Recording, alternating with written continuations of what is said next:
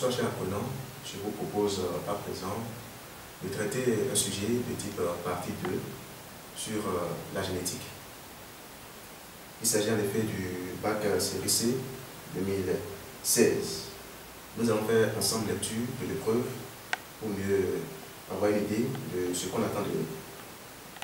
La généalogie ci-dessous est celle d'une famille dont plusieurs membres montrent une absence de pigmentation de la peau et des poils, anomalie connue sur le nom d'albinisme.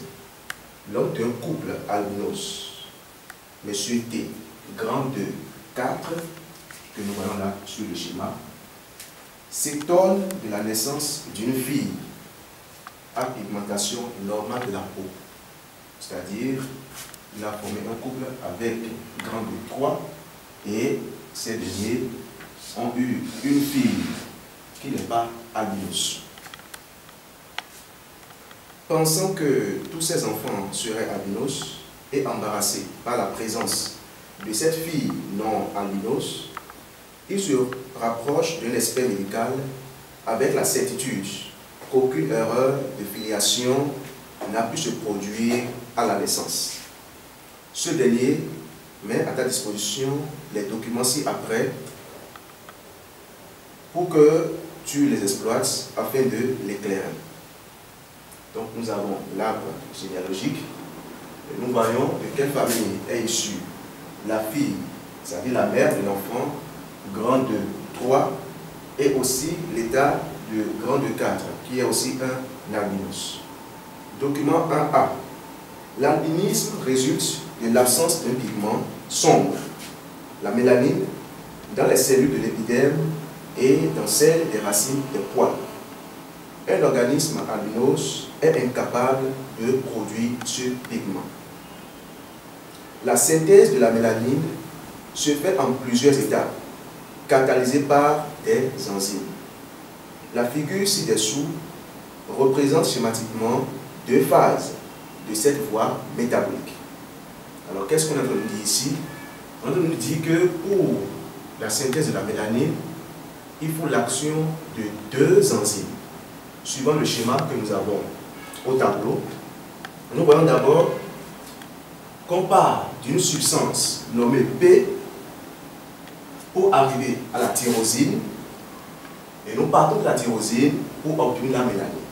La mélanine qui est la substance normale qui donne la pigmentation à la peau et aux cheveux.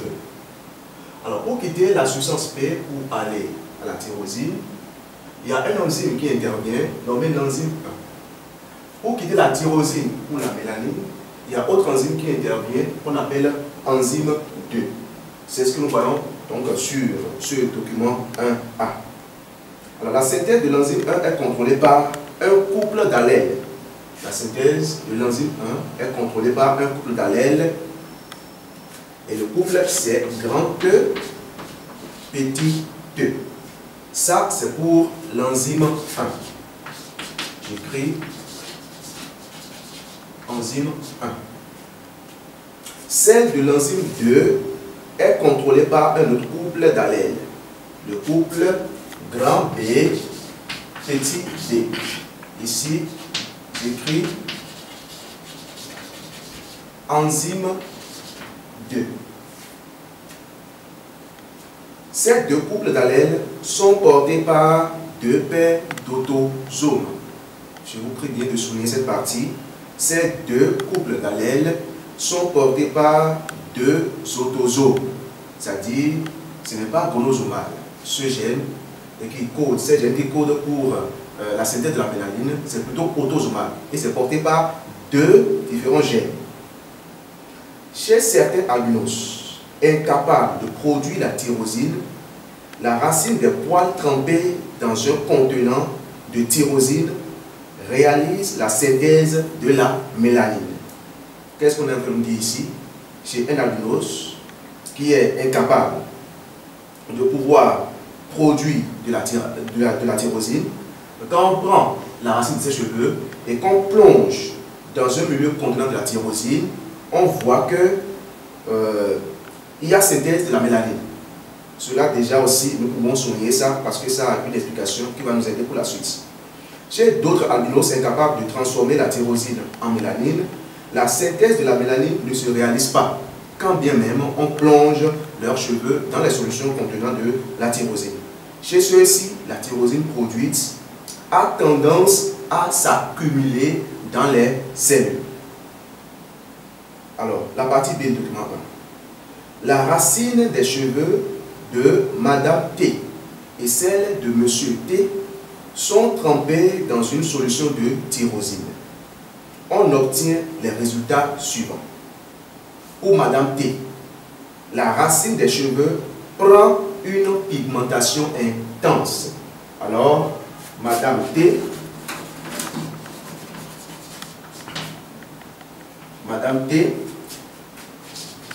la racine de ses cheveux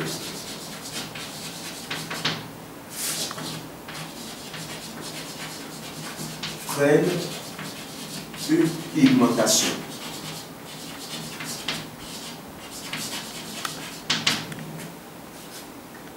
intense en présence de la tyrosine.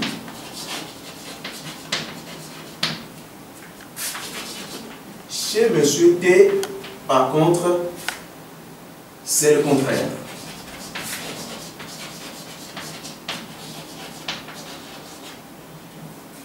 Donc, quand on plonge la racine des cheveux de Monsieur T dans la tyrosine, il n'y a pas de modification, il n'y a pas de pigmentation. Le document 2. Les enzymes peuvent être séparées par la technique d'électrophorèse. Décomposées sur une bande de cellulose et soumises à un champ électrique, elles migrent à des vitesses différentes en fonction de leur charge électrique. On connaît deux formes de l'enzyme catalysant la transformation de la substance P en tyrosine. La forme active E1 de plus grande taille, 1,3 unités arbitraires, et la forme inactive petit e1 de plus petite taille, 1,1 unité arbitraire. Les résultats de l'électrophorèse des différentes formes d'enzymes de Madame T et de Monsieur T sont présentés dans la figure ci-dessous. C'est cette figure-là. Donc c'est pour voir quelle enzyme on rencontre chez Monsieur T et chez Madame T. L'enzyme actif à la plus grande taille, 1,3 unités arbitraires, et inactif à la plus petite taille, 1,1 unité arbitraire. Chez Madame T, on voit que Madame T a l'enzyme qui a la plus petite taille, 1,1 unité arbitraire, pendant que Monsieur T a l'enzyme actif qui a la plus grande taille, 1,3 UA.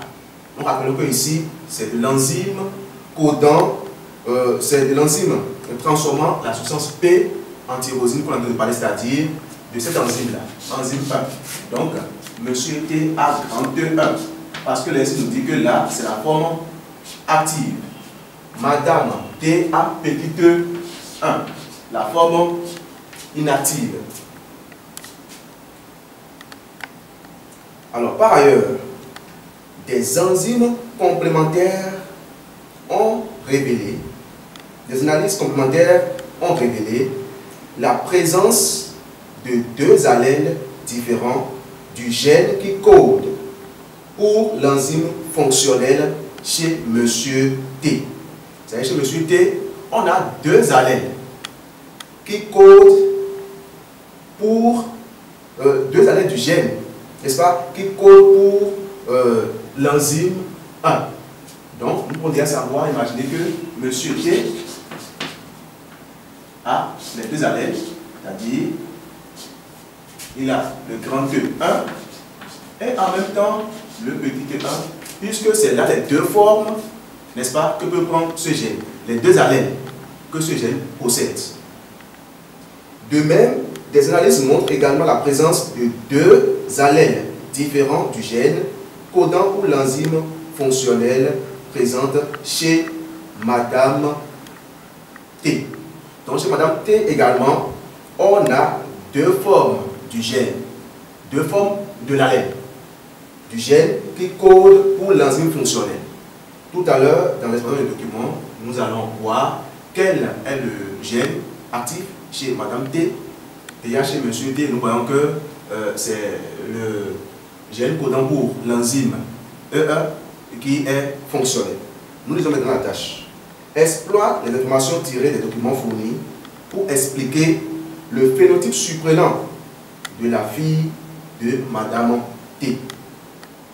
Donne enfin des conseils aux hommes qui, dans les mêmes conditions, se basent sur la couleur de la peau pour accepter la paternité de leur enfant. Maintenant, nous allons repartir document par document pour essayer de dégager les informations qui vont nous aider à résoudre ce problème. Du document 1A, ce qu'il y a à retenir, c'est qu'il y a deux enzymes qui permettent d'obtenir la mélanine. L'enzyme E1 et l'enzyme E2. L'enzyme E1 transforme la substance P en tyrosine et l'enzyme 2 transforme la tyrosine en mélanine. Et quand nous venons maintenant au niveau de B, où on nous dit que la racine des cheveux de Madame T et celle de Monsieur T sont trempées dans une solution de tyrosine, on a constaté que la racine des cheveux prend une pigmentation intense chez Madame T. Cela voudra dire quoi? Elle n'avait pas auparavant de la tyrosine. Mais quand on a plongé les cheveux dans une solution contenant de la tyrosine, l'étape qui suit a donné le résultat positif. C'est-à-dire qu'il y a une production de mélanine. On peut déjà comprendre au niveau de Madame T que l'enzyme E1 n'est pas fonctionnelle parce qu'elle ne parvient pas elle-même à produire, à synthétiser de la tyrosine.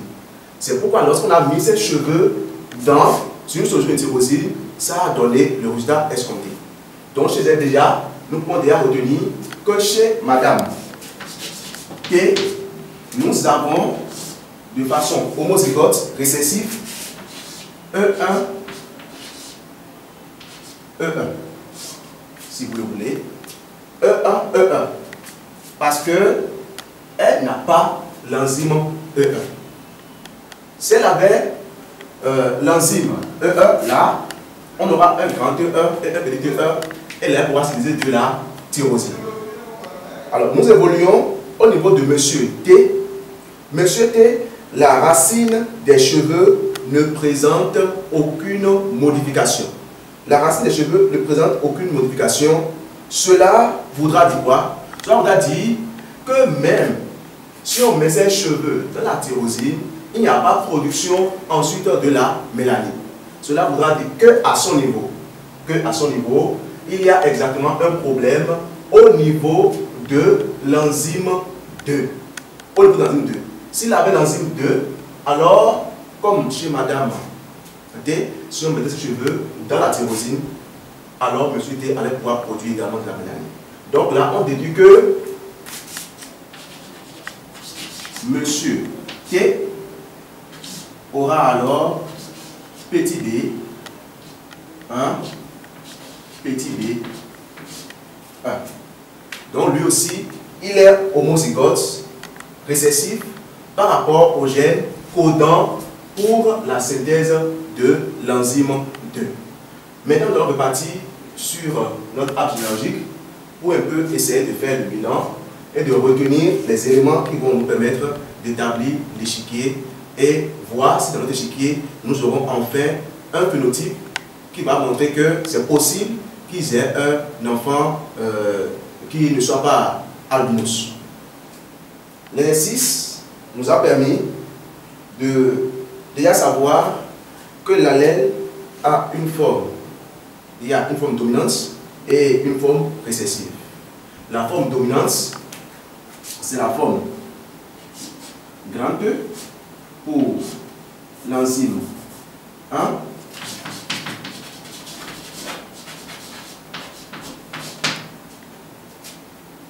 pour l'enzyme 2, grand B, et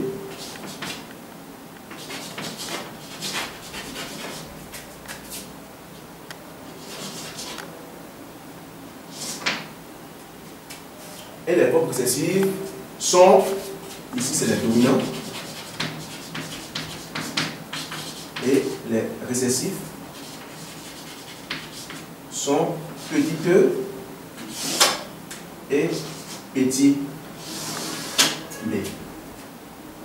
Nous allons maintenant essayer de faire l'échiquier pour voir.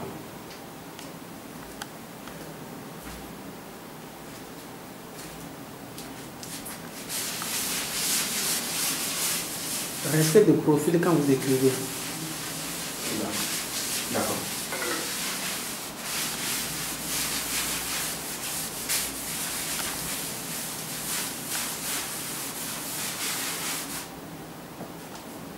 Alors.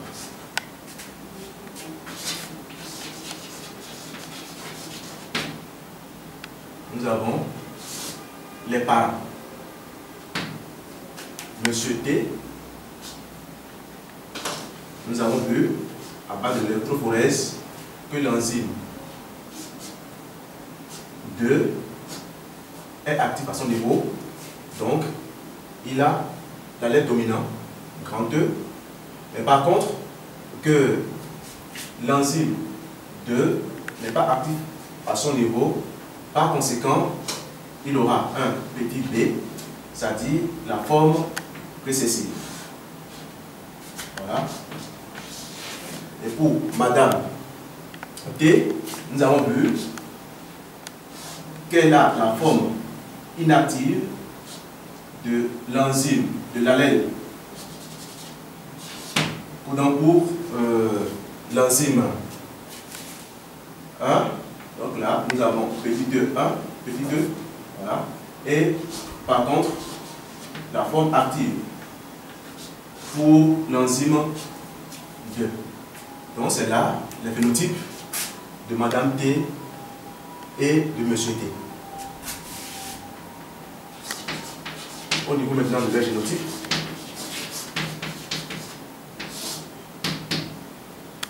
nous aurons ici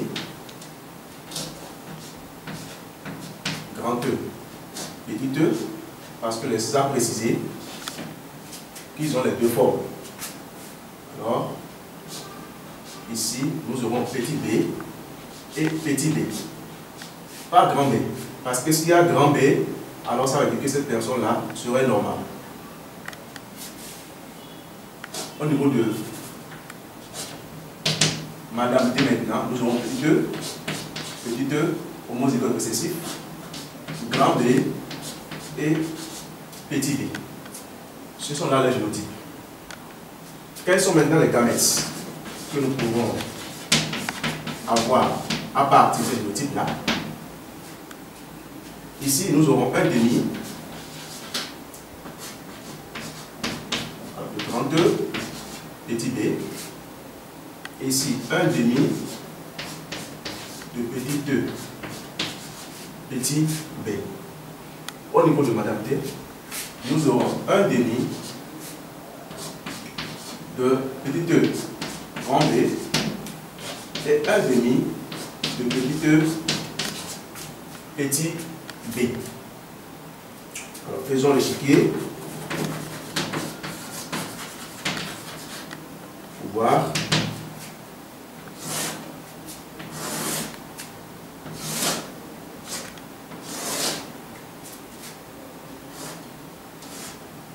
Je place ici pour Monsieur T, un demi, donc 2, petit b, un demi de petit e, petit b. Pour Madame T, un demi de petit t, grand B, un demi de petit e, petit b. Qu'est-ce que je peux retenir? Qu'est-ce que je peux avoir comme résultat? Alors, j'ai un quart, un demi fois un demi, ça fait un quart. J'ai un grand E, petit e, grand B, petit b. Le phénotype que j'obtiens ici, c'est grand E, grand B. Parce que E est dominant, le grand E est dominant, grand B est dominant. Donc en face des allèles récessifs, c'est E qui définissent le phénotype de l'individu. Donc là j'ai grand E, grand B. Ici aussi j'ai un quart de petit E, petit b, petit e, grand B. Donc ici, j'aurai tel phénotype. Si j'aurai petit e, ouais, c'est homozygose récessif, hein, petit e, là. Et ici, j'aurai grand B, parce que en face de la forme dominante, la forme récessive n'arrive pas à s'exprimer. Je viens ici maintenant, il y a un quart de grand E, petit b, petit e, petit b. Donc ici j'aurai grand E, petit b. Et ici un quart de petit e, petit e, petit b, petit b. Et là j'aurai petit e et petit b. Pour faire le bilan,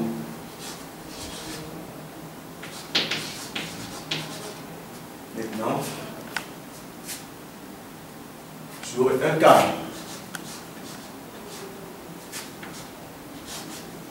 de grand E, grand B, un quart de petit e, petit b, un quart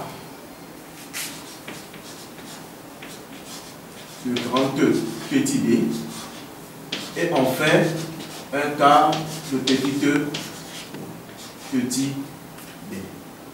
Alors observez bien les 4 phénotypes que nous avons obtenus.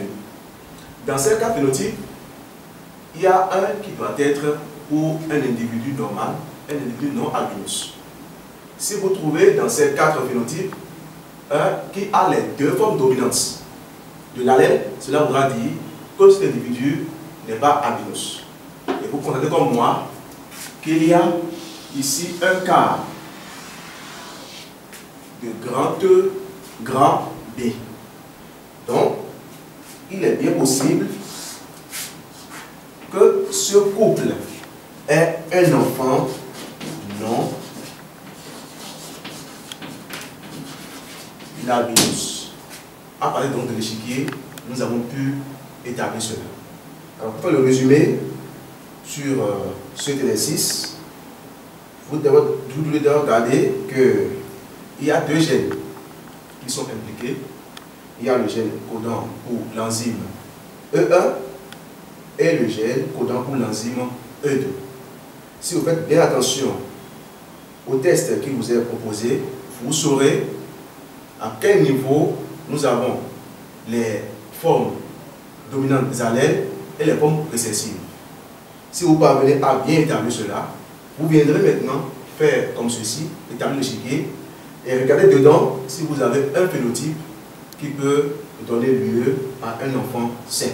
Ce qui a été le cas pour cet exercice. Donc pour toute autre forme d'exercice où on vous donne un pédigré, des électrophorèses, c'est à vous de savoir combien de gènes est impliqué, quels sont les allèles dominants, quels sont les allèles récessifs, et établir votre échiquier pour voir si vous aurez de bons résultats. C'est un peu ce que nous pouvons retenir de la résolution de cet exercice de type partie 2. Nous sommes à la fin, je vous remercie.